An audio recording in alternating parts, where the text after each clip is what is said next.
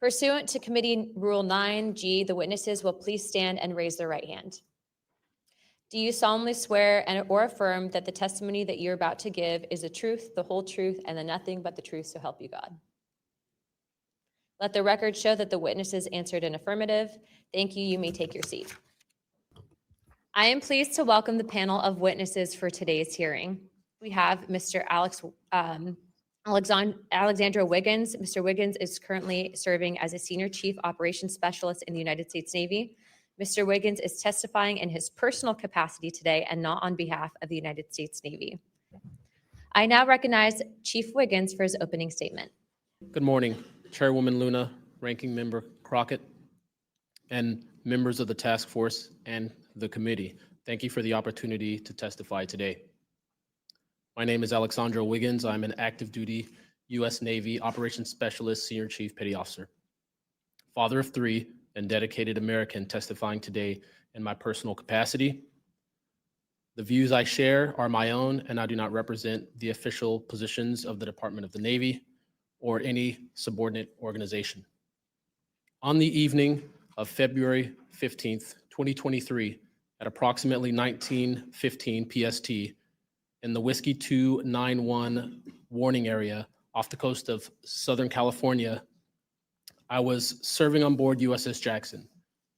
During that period, I moved between the Interior Communications Center, ICC-1, and the bridge wing, correlating the sensor picture with visual observations, part of my routine responsibilities for surface and air picture management.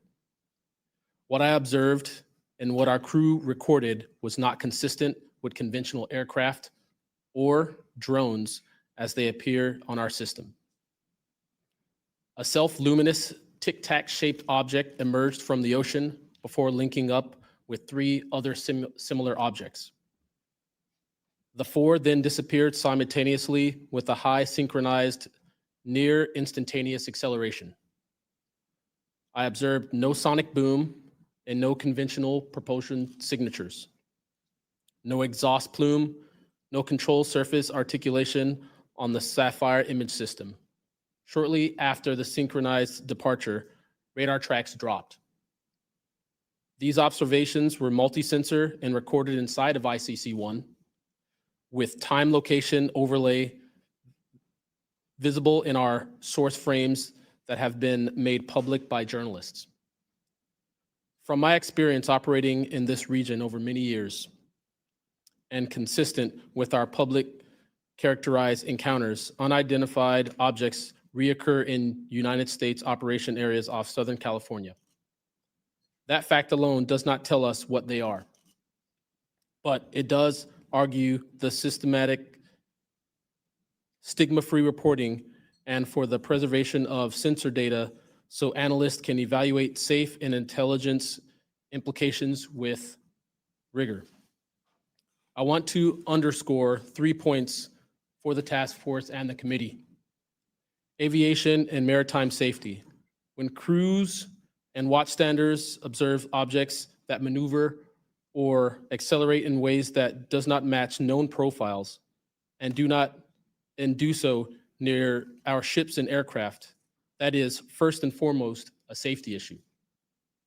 Standardized checklists and training should ensure we capture the best possible sensor data in real time, including IR settings, slant range estimates, and bearing and range altitude snapshots, and immediate chain of custody for any recordings. Reporting without stigma, protection without retribution.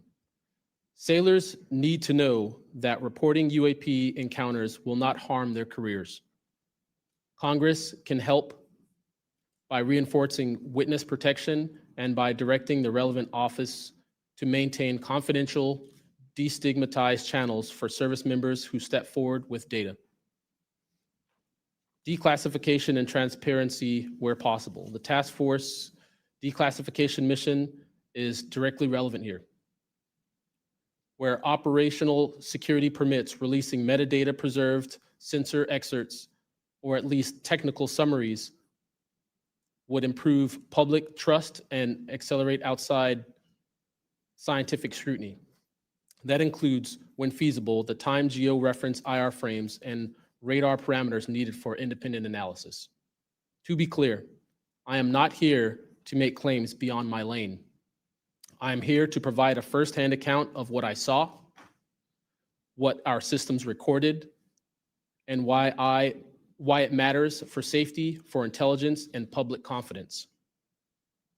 My request to you is practical. Help us capture, protect, fairly evaluate the evidence, and provide a safe pathway for those in uniform to report it.